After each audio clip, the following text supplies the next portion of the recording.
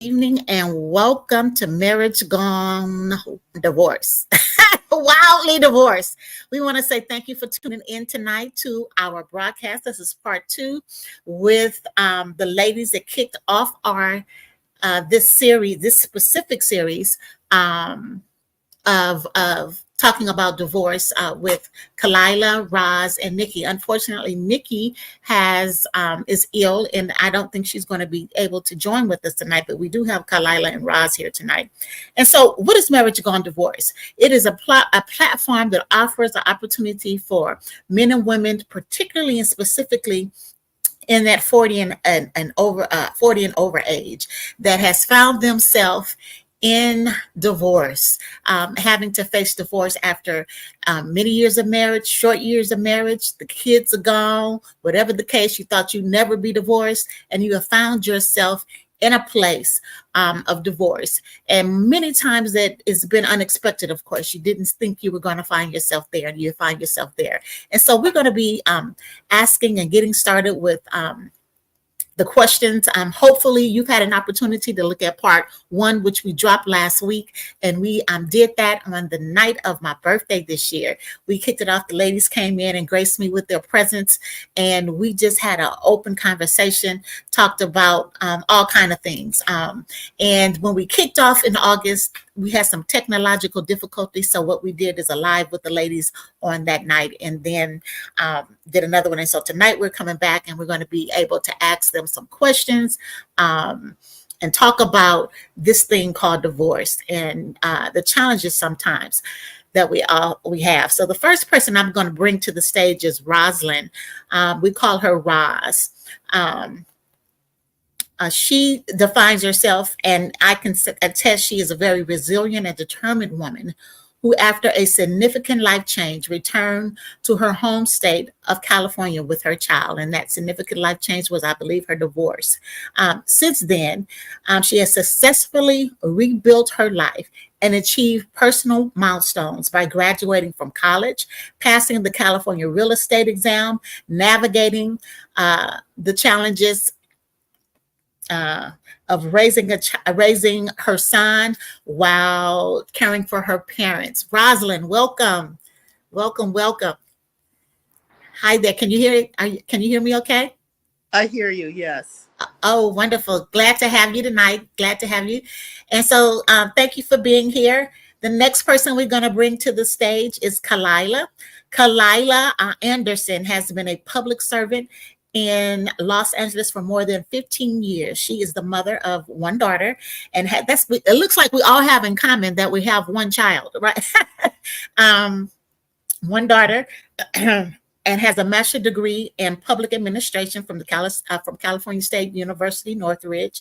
She is also a child of God who has been set free from an abusive marriage, and is now using her voice to educate and empower other women experiencing mental, emotional, spiritual, financial, and or physical abuse. She has partnered with a team of women authors, penning a book titled "I Survived My Narc: The Great Escape," which is scheduled for release December 1st of this year. And we're going to welcome her to the stage. Welcome, Khalilah. How are you? Can you hear us?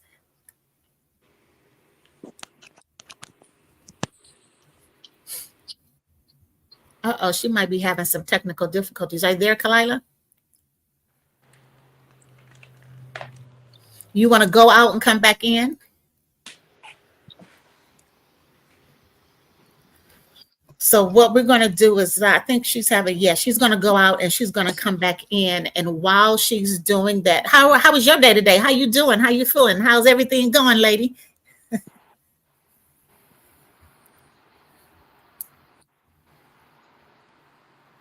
Can you hear me? You talking to me or to Khalilah? I'm talking to you, Roz. Khalilah's gone. Yeah, she has to come back in. Oh, I'm good. I've had a good day. Yeah. That's good. That's good. Glad to hear. Yeah, she had to go, but looked like she was having some challenges with her screen. So she is going to she had to go out and come back in. And so while we're waiting for her, there's been some fires out in your neck of the woods. Oh yeah, there's a fire just right in front of where I live, Mm-hmm. that over to Wrightwood to the ski resort, and Oh, okay. the smoke has been lingering all week for the past like 2 or 3 days. I think it kind of cleared up today. I went walking today, finally. Mm-hmm. Mm-hmm. Can you hear me now? Okay. Hey, lady. Hey, there Oh, she is. I don't know what was going on. I apologize. I'm glad I was able to log out and get back in. Thank you for Yeah, having thank me. you. Hi, Rod. Yes, thank you for being here. Like I was saying, I gave your introduction to both about both of you young ladies, and I was as I able to stated, hear. yes, awesome, awesome.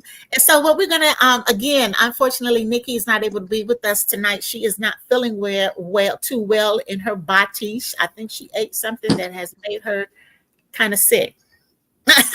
And so, but we're gonna keep her in our thoughts and prayers. So we're gonna go ahead and jump right in, dive right in. I have been listening to a lot. I've re-listened to some of the our conversations that we had. And so I've been able to pull some questions out from that. And then there's been a lot of things in the media that I think has been quite interesting as it pertains to divorce. But one of the things that I recently heard in the last 48 hours, and it was from one of the Braxton sisters, and they was talking about divorce, and they made the statement that no one wins in divorce. What is your thoughts on that? No one wins in a divorce. I agree. I agree. I mean, it's heartbreaking. It's devastating. I did have a very contentious divorce with, the person that I was with wanted to win. He wanted to fight and he wanted to win. He lost. He ultimately lost because he was trying to get spousal support. He wanted me to pay his attorney fees and things like that. He didn't get that. He lost, but I don't feel like I won. I think we both wasted a lot of time and a lot of money. I think if you can work it out, you should. But sometimes you just can't. And if you can't, you should try to both walk away and not try to win, because the fighting and all of that, it's just very costly and it takes a toll emotionally, physically, mentally, and financially. But nobody wins. I hear you. I agree. Especially when you talk about the money that is lost, but just on an emotional level as well. Roz, what do you have to say about that? I guess it depends. Yeah, it especially if you have children, because depending on how the relationship ends, the children could be greatly affected or they could not be affected at all, depending on how the breakup was. It's a hard situation. Mm-hmm. I agree. It's, and I mentioned the fact about the money part of it, but it's so much bigger when you have, I thought that was one of the things I thought when you have children and it turns ugly and you're not able to, come to and the children are now intertwined in the mess. It's a hardship and it's unfortunate for everybody involved. All righty. And listen, let me ask, I see that we have two people that are in with us, a couple of people that are in with us. Please let us know where you're from. Don't hesitate to give us your feedback in the chat. And if you have any questions, don't hesitate to share your questions in the chat as well. We kind of jumped right in and got started, and I didn't ask you to tell me where you were from. So pardon me. Go ahead, please. Let us know where you're from. All right, here we go. So the next question I would like to ask you ladies is, one of the things that came up in our discussion last time was the concept and the idea of marriage. And re-looking at how we look at marriage. We kind of touched on it a little bit. I think one person said they would never marry again the way they married, in terms of because we talked about marriage is an agreement. It's a contract, and to get out of it, you have to go through a court system, and it is very costly. And it's a covenant, contract, covenant, however you want to define it. So when we talk about marriage, after experiencing divorce, the way you've experienced divorce, what would you say about how we view marriage and how we should look at marriage, or how you look at marriage today? Raj, you want to kick us off with that one?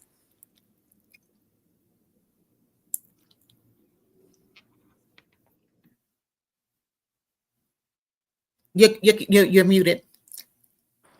Okay, I think I would look at it not so much of how I feel about it, but as much as more so of how is this relationship for the two of us going to benefit both of us? Not just necessarily, am I just getting married just because I got too old and I now want to have a kid and I want to know, is this the right thing for the two of us to do? Or would us just being together in a relationship without being married, do we have to get married? I would look at it a lot. I would look at it a little bit more like, okay. why am I choosing to be married? In the confines of what we define as marriage today. Correct. Yes. Okay. Yeah. Okay. All righty. Khalilah. Well, I think I was probably the most vocal last time, so I hope I'm not repetitive. But I mean, I am supportive of people who want to be married. I would never discourage a person from being married, but me personally, I kind of like what Ross said, and I've said this to several people. What's the benefit at this stage in my life? Like, I have a daughter that's 27 years old. She wants to be married so bad, and I want that for her, to have a husband and have kids and have a family. At 46 years old, I really don't see a benefit to me being legally married. I have my own home. I don't need to partner with anybody financially. Not in that way. I don't want to say that I don't need to, but like Roz was saying too, the right person, the right fit. But I do not want to ever have to go to court again to end the relationship. I left my home in February of 2022. A judge signed my paperwork in January of 2024. So for almost 2 years, I was still legally tied to a person that I hadn't spoken to or seen outside of court. And I could not leave that relationship until a judge said so. So I don't ever want to be in a situation where I'm being abused, where I am miserable, and I still have to engage with this person and a court let me out. I also don't agree with the vows. I think we spoke about that and we kind of joked about it, but it's just the truth. For better or for worse, you don't know what worse is. And so when worse is this person is knocking you upside your head or cheating on you or abusing you, well, you said those vows, so I don't subscribe to any of it. I'm sorry. I mean, I'm not sorry. I don't subscribe to it. I believe in I would do, and I said that too. I would take a vow with someone. I would not do the paperwork. That's where I stand right now on it. But I'm all for people who want to do it. Mm-hmm. It's interesting because I did a little research on marriage and the institution of marriage and where did it come from. And I actually looked at even how marriage, where women fall in the spectrum of marriage across different cultures, different religions. And what I have found is that women usually are the ones that get the short end of the stick in terms of in one school of thought is, if she is not living up to whatever the expectation of, the man can discard her. Now, if she has children, there's an obligation to take care of the children, as well, so you have that there. But I think that, and in Western culture, I find it interesting because in marriage, a woman is considered initially as property, much like colonization in this country, not, property. And so when you put it in the context of that and understanding that, and then being clear about, I know I'm going to probably get some kickback on this with some of my brothers and sisters in my Christian world, what I grew up in. But when you consider that, and you consider the institution of marriage, it definitely needs to be revisited. And then you put it in the context, I believe, in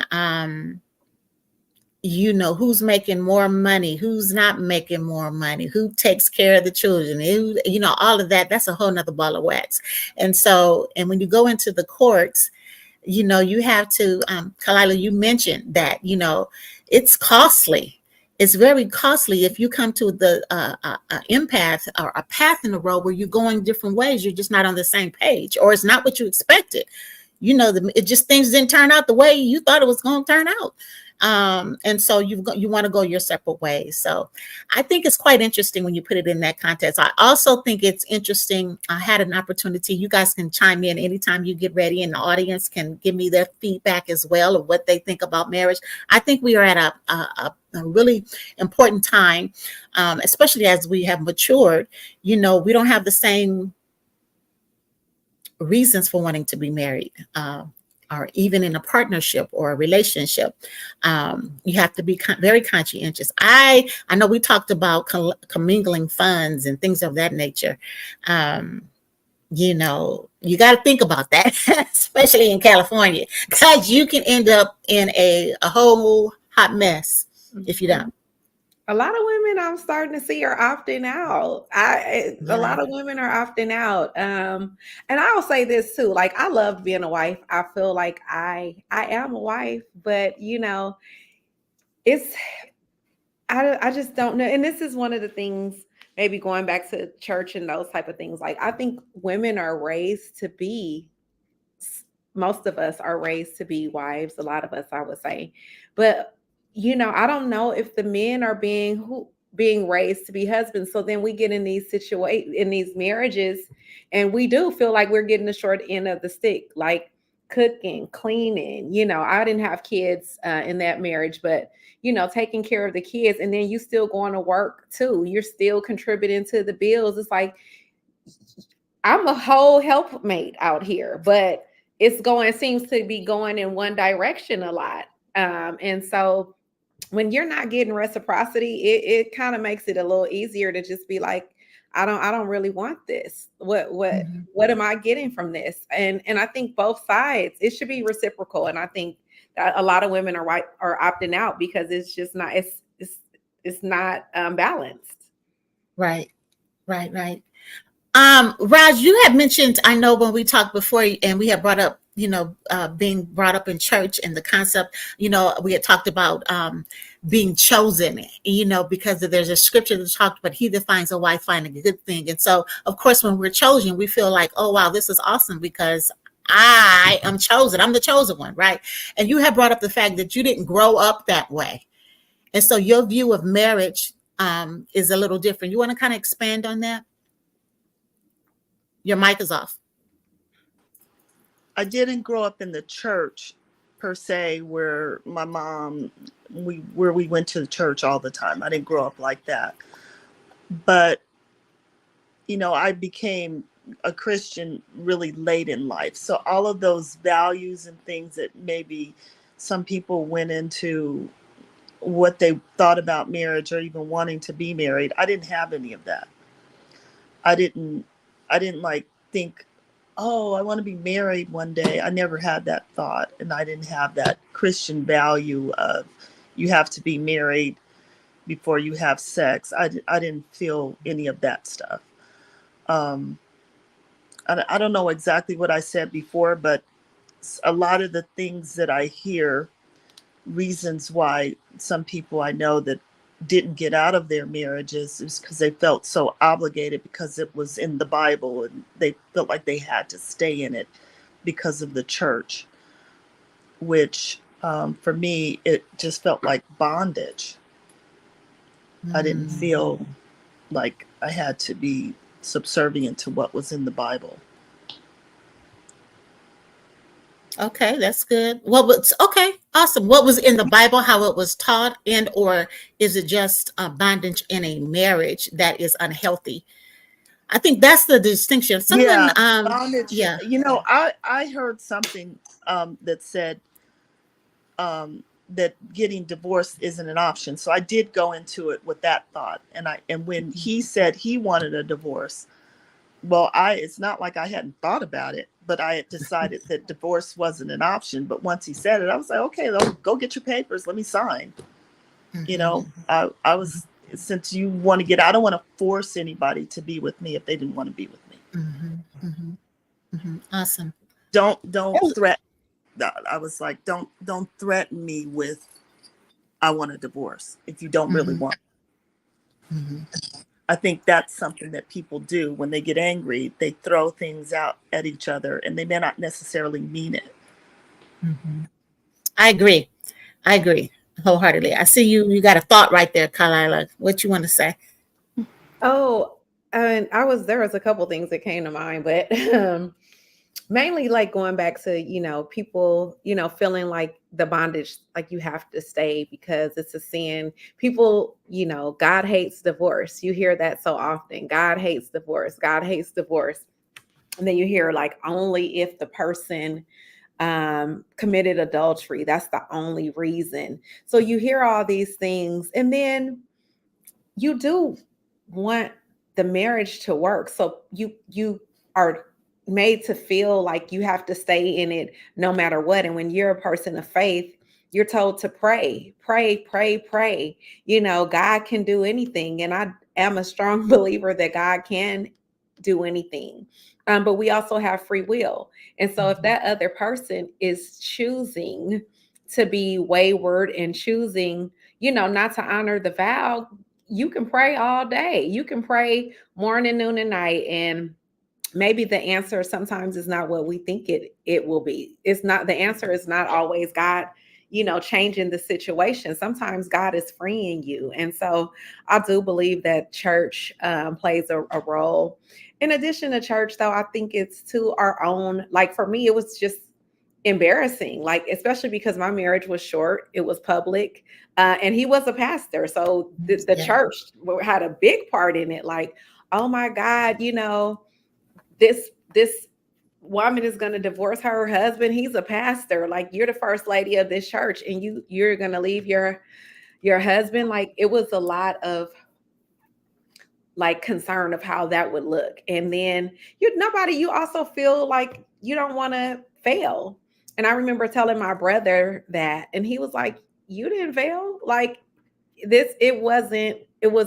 I tried, so you think about failure, you think about shame, you think about other people's opinions. And then you also have this like, okay, well, I should be praying, I should have faith, and God can fix it. And God hates divorce. All those things kind of play a part to me.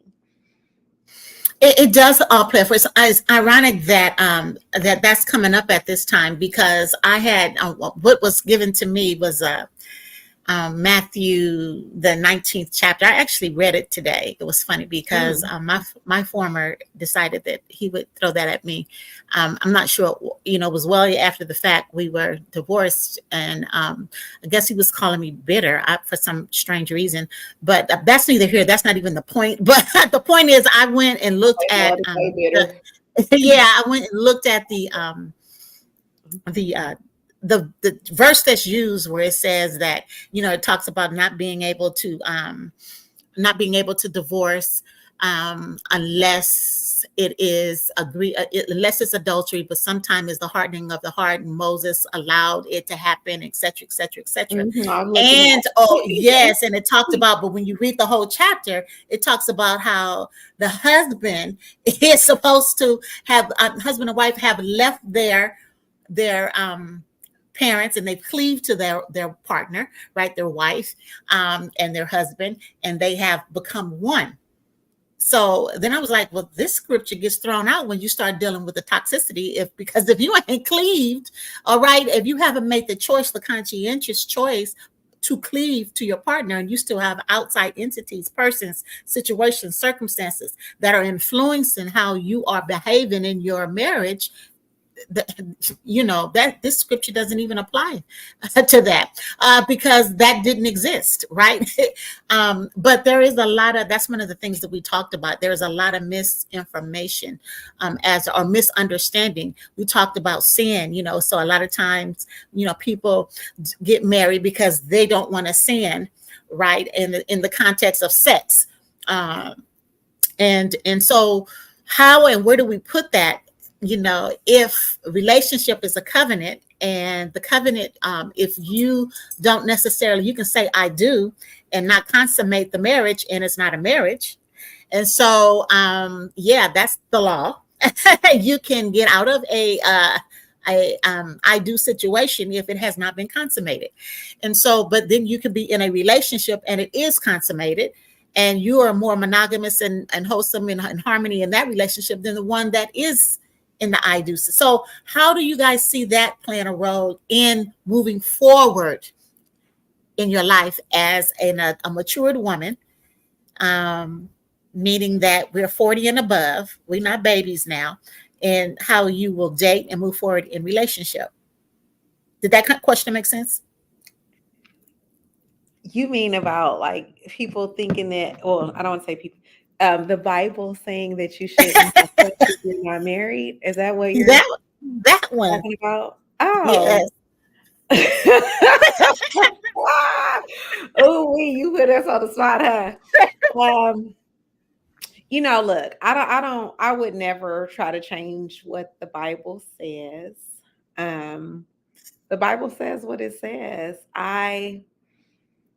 Oh goodness. The Bible says what it says.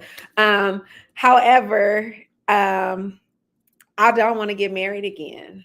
I don't, not legally. So if I am committed to a person and it's just me and that person, I'm not trying to, mince words or change, like I said, change the Bible. And I said that, I did say that last time. To me, the commitment is the vow. I don't know that in the Bible that there was this legal document like that in the way that it is now. So for me, if I commit to one person and we agree, because it's an agreement, right? If we come into an agreement and we agree to commit to one another, that's the vow, and that's how I will operate. I don't tell anybody else how to operate, but that's how I will operate. Well, that's the reason I brought it up. And I think it's something that has to be looked at. I'm sure my brothers and sisters are going to have something to say about what I'm saying here. But the bottom line is this. And you can't tell people going to do what they're going to do, and you're going to pretend like you ain't doing what you're doing. Right. That's we all go, okay. that part right there, which is why I'm not about that's why a lot of, I grew up in church, and I have seen a whole lot with folks who have got married, because of the sex element in the room. And the truth of the matter is, marriage, that's why I even started this conversation with when we talked about the institution of marriage and in the system of colonization and how women were viewed and why and all that kind of thing. And then if you talk about Africans that were enslaved and now married, we weren't even allowed to get married. How about that? We jumped a broom. Right. And made our commitment. We jumped the broom to make our commitment in this country. And so we have to really look at, I believe, especially as we're mature, I believe in the sanctity. Listen, none of us would not have married whoever it was we married if it didn't feel good. It didn't feel right. Even if we ignored all the signals and signs that maybe we shouldn't do this right now, there was something about the person in the moment that caused us to marry her, or we wouldn't have done it. Yep. And so it wasn't all bad. Let me just say that everything wasn't all bad. It may have turned bad quick. It may have turned bad when, however it turned bad, but there was something that drew that relationship to us and drew us to that relationship.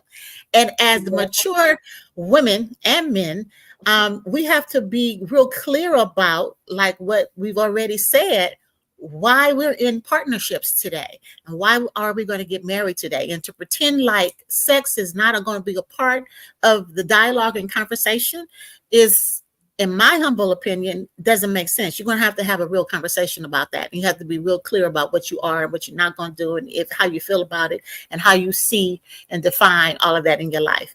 All right. That was some good stuff. Anything else you want to say about that? Because Roz ain't said nothing. I'm like, what you gonna say? Robin got real quiet over there. Come on out here, Roz. Come off mute. Uh-huh. I hear the conversation.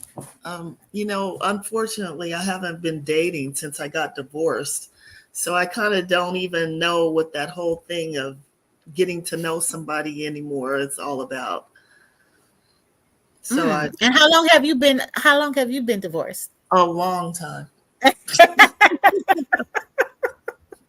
It's been a long time. Mm-hmm. Mm-hmm. Okay. And so that walks me right into the next question, ladies. How do you rebuild your life after the pain, disappointment, emotional, financial, mental, and spiritual challenges of divorce? I can jump in. I'll go. So for me, I spent a lot of time alone. I did a lot of research about what I feel that I experienced. I was not silent. A lot of times we tend to isolate. I personally don't think that that's good. I talked a lot to a spiritual advisor, but also to friends and family. And I did a lot of work. I really got into the word to get to know God for myself because most of Mhm. what I knew came from church and other Mhm. people. I Mhm. started reading, I started talking to God, and I developed a relationship like I never had before. Mhm. Mhm. Um, and I did. I said this before, and I stand on it. I won't take responsibility for his behavior, but I had to look at how I ended up with a person like that. Mhm. Discovered some of my patterns, the people pleasing and where those things came from. And then I set standards and I set boundaries because I never want to be in a situation like that again. So I did a lot of self-reflecting, but I did not isolate at all. So Mhm. that's kind of what I did. And I really, really sought God for a lot of answers, for a lot of answers. So Mhm. Mhm. Awesome. Thank you, Rosalind. Okay, I'm sorry. One more time. What was the question? The question is, how do you rebuild your life after the pain, disappointment, emotional, financial, mental, and spiritual challenges of divorce? Okay, so that depends on what the circumstance is, because I've seen really horrible circumstances where people have lost everything, where they had to kind of start from nothing in order to rebuild their life. So it kind of depends on what ends, how that marriage ends, what they get out of it. If they're working, if they're not working, um, it can be for women. It can be pretty detrimental, depending on whether or not they were able to support themselves afterwards. I've seen really horrible situations in that way. If you have the finances, if all of that is in order, it's easier. It's a lot How easier. did you do it? How Um, did you get through yours? Being busy. I was in school. I started school. I had to work. I had to um, get used to living in a whole different state again, living with people, moving different places. Um, every day was different. It just felt like every week I was doing something different. I raised my son. Um, he graduated from high school. I just continued to do everything that I could. And I did have help. My parents helped me. I was able to move to California. My family helped me. My cousin, my mother, and my father, they're both here. Mhm. So I kind of kept myself busy. I graduated from college. That kept me busy for like four years. Mhm. The whole time my son was in school, I just kept myself busy. Mhm. Mhm. And then being 2,500 miles away from where I was married, that helped too. That Mhm. helped me forget. Mhm. Well, yeah. And so let me ask you, because I'm going to say this. This happened this week for me. Um, Today's Friday, Thursday. I think it was Wednesday. I had an experience. I would say staying busy. I think really, Khalilah, you said it. Really taking that time out with self, looking at myself to see where was I to have even put myself in a position. Um, Not that excusing the behavior, excusing what happened, none of that. But really, what caused me to marry? We were separated, and then I went back after being separated for 7 years, and so I can't put that on him. I really can't, because I did that, and as hard as it has been for me to take that part of the responsibility out, because I may have wanted to see what I wanted to see, but the fact of the remainder, the raw dog bottom line of it is I had not made peace, obviously, with some things with myself, and I chose to ignore some things that I shouldn't have ignored, because we talked about red flags. And so there was some things. I even looked at the video where we talked about that, and I had mentioned, I said, well, what about when, those in your life may say, I don't think that's a good idea. And I think all of you guys said no one had said that to you. And I sat there and I thought to myself, I was like, whoa, because they said that to me. Someone said to me, more than one person, they was actually pretty much in shock, like, you did what? No, because I was really in no place, in no position, no reason for me to have gotten married, even the way I got married. But Wednesday, what happened was, because I have been still in the throes, and I finally even got really comfortable with this Brock doing this marriage going divorce, because it was a part of me that was kind of still not totally embracing it out of fear. There was a part of me that was still afraid, because I didn't want any backlash. I didn't want anything else to happen that could mess up this. And then it hit me like, what else could possibly happen? I've really lost every freaking fracking flipping thing. What else could happen? Right. Uh, and so, and then I made peace. And then I've been going through some personal health challenges that I'm still not comfortable to completely say what that is. But I've had to say, you know what? Do I have anything to lose? And my voice, I get back to my voice. My voice is what has saved me and has been the tool that has been used to help and save many others. And I recognize, we talk about things come to distract us. I know I've said it. Oh my God, I got the ugly cry. Things come, things have come to distract us and to get us um, out of purpose, and I'm clear about my purpose. I think it's so important that at this stage of your life, if you didn't do it when you were younger, at this stage of life, you got to be clear about your purpose and why you are here. Because if you don't know your purpose, any road will take you there. You'll latch onto any train, anything to make you feel good, anything that, whatever it is, you'll latch onto it. Or it's an escape so you don't have to deal with.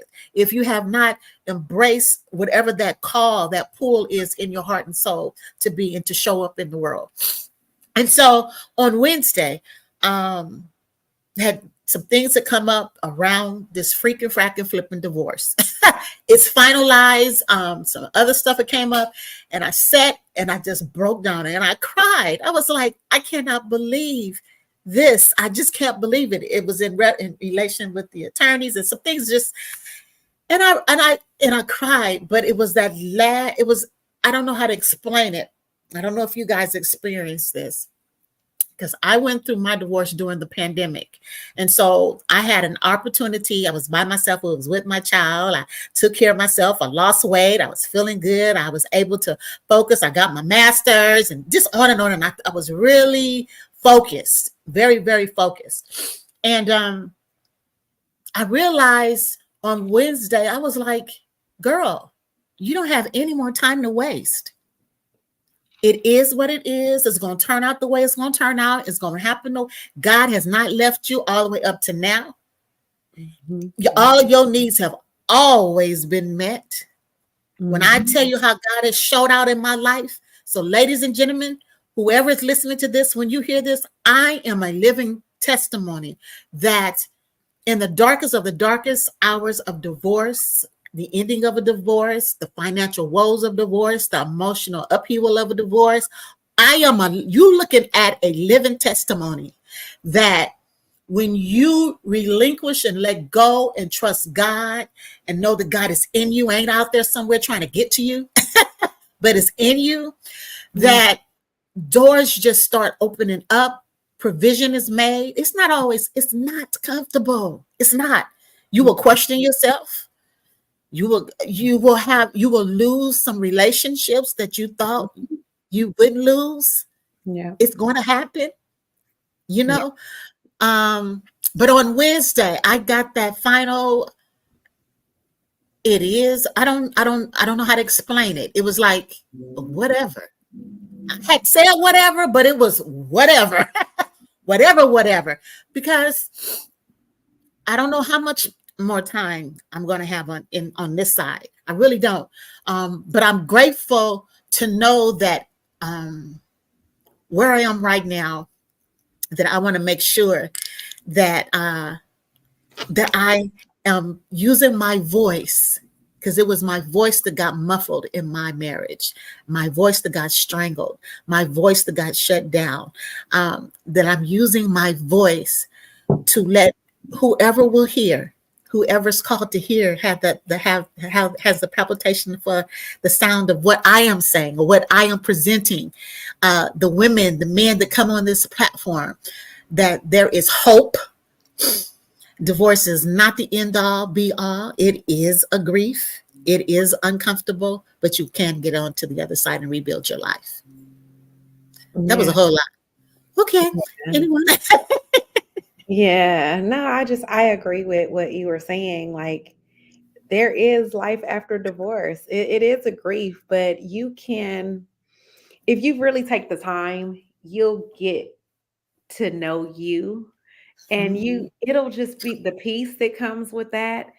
I have peace, and I know, like I said, there are certain things that I would never accept again, and I want to just say that I agree with you. Well, your voice is your power. To me, my voice is my power. And there are people who need to hear these stories, because there are people who are in the middle of it and don't see an end, don't see a way out. They don't know how they're going to make it without this person. That some people, their marriage is their whole identity. Identity, And yes. so they don't know anything other than that. And I'm glad that you mentioned about how you went back. I still stand on what I said earlier too. Most of us, I would dare to say, didn't have people to tell us don't go back, especially if you were in church. I heard more, make it work, make it work, make it work. And so even though someone told you that, I don't think that you were wrong in going back. But now again, we know, and we have to share these stories, because I actually know of a couple of people who actually divorced and remarried the same person and divorced again. Yeah, I And do that. especially in the church, Yes. we Yes. throw the word out. The Bible Yes. says if a demon goes out, and it comes Yes. back, Back. Yep. 7 times. Sometimes more. I Yeah. don't believe, and I don't believe in taking people back. And so that, and I'm not saying, I'm not giving advice. Everybody's situation is unique, but I am dating, and I've said this to the person, like, look, I don't do that, break up and get back together. So we in here, and we until we not. But if we break up or we in this, I don't do that. And so people need to, I think Roz mentioned it too, like somebody threatening with divorce. If you don't mean it, don't Don't say do it. it. Like, don't Yeah. say it. Relationships are serious, and I don't think people understand how serious they are. And Yes. so, whether you get married or dating, if you're gonna be in it, you really should be in it. But I think going back to red flags, if it's something that causes you to break up, you need to really consider that before you get back together with a person. So I just Mhm. think talking about those type of experiences and these conversations and using our voice, it is a purpose. And because I told my story publicly, and I said if I only help one person, the podcast is new. I'm praying that it's gonna blow up, and Yes. people will Yeah. learn from this. But even now in the early stages, if just one person hears and it helps them make a decision or helps them get through, then your purpose is served. So that's Absolutely. I my totally agree. Thank you. Thank you. Totally, totally agree. Mhm. Totally agree. With that said, we are at 45 minutes, ladies. It don't take long for us to get there. It doesn't take long.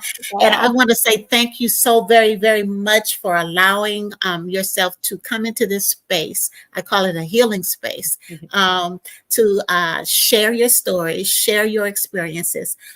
If you could, I think we asked this before, but we're going to ask it a little different. If it was one thing right now that I know that we prime real estate, that was one, that was a highlight that Roz gave us last time. You are prime real estate. Another one was whatever. If you have to divorce, do not go get an attorney. Another one was you don't have to people please. I think Khalilah talked about that on the last one, and really just listening to self. If there's anything you would like to leave the listening audience right now from this conversation that we've had tonight, what would that be? What would you like to say? One final word you would like to say? I thought about something when you talked about you got your voice back. And I can remember before we even got married, one night, it just came to me real clearly that I had to sit up and say to him, look, I'm not going to live with a muzzle over my mouth, because I felt like I couldn't talk, like my words, like I was being strangled. That's the way I felt. So one of the things that I realize about myself is that I tend to come into the room with that, with feeling like I can't say something, like for fear of, oh, this person will reject me, or they won't want to be around me. So that's something to look at. If you feel like you have to like watch your words around someone, I kind of grew up like that with my mom.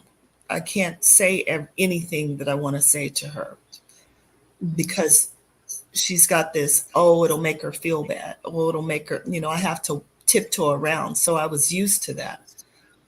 That's not a way to live. That's a sign in itself. If you feel like you have to constantly watch, you can't be your authentic self with someone. There it is. Yes, that's it. That's very true. Like that. Thank you, Roz. If you're not able to be your authentic self and you're hiding out, yes. Khalilah.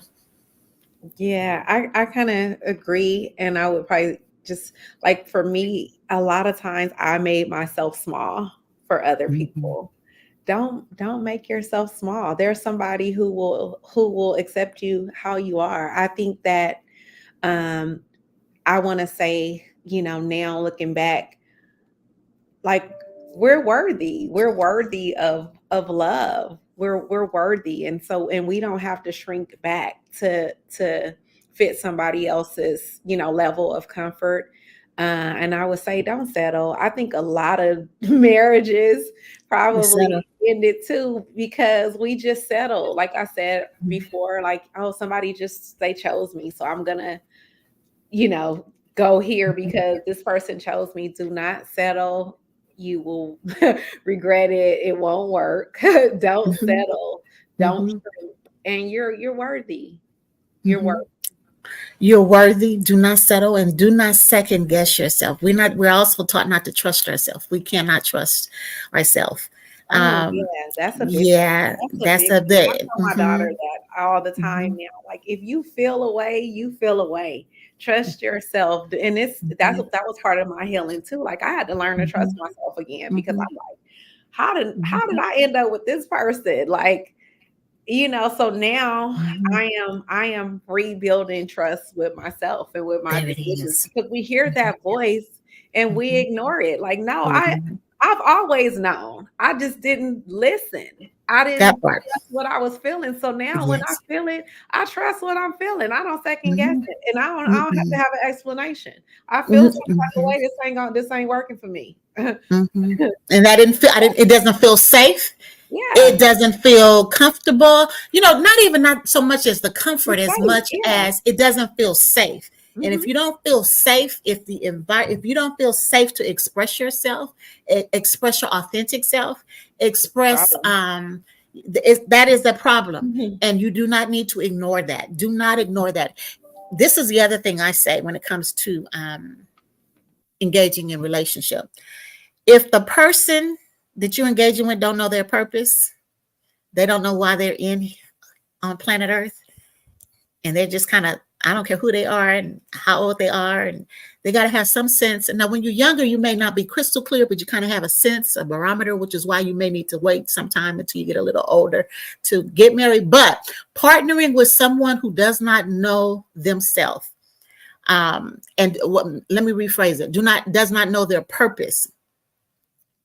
You're getting linked up with someone that doesn't know their purpose, and you are clear about the direction you're going, that's going to be a whole problem in the future. Let me tell you, a whole big problem. Trust yourself and do not connect with folks that don't know their purpose.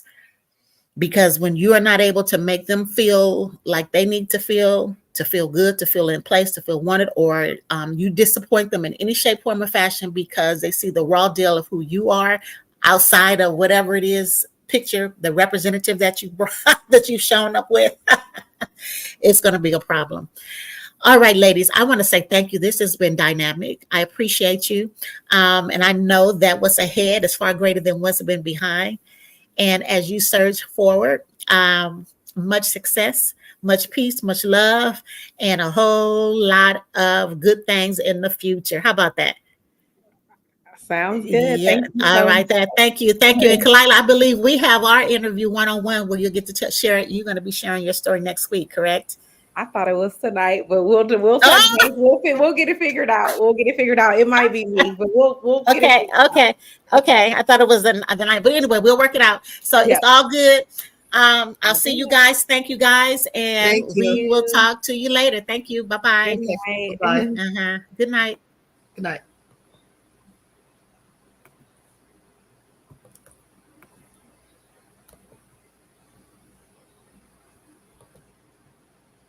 All righty. So we want to say thank you guys for showing up tonight to the Marriage Gone Divorce. That was a dynamic show that we had tonight. Please, by all means, share with your family, friends. Look at the previous episodes and then come in and see us on the next round. We want to say thank you. If you like what you see, listen, please share. We're building our audience, and we want you to be a part of our audience as we're growing. If you have a story about your marriage gone divorce, about the transition of living your life after divorce, if you've remarried your partner that you divorced, whatever that is, we want you to go ahead and send us an email at irisinspires.com. And we will see you next time. Thank you. Peace and blessings.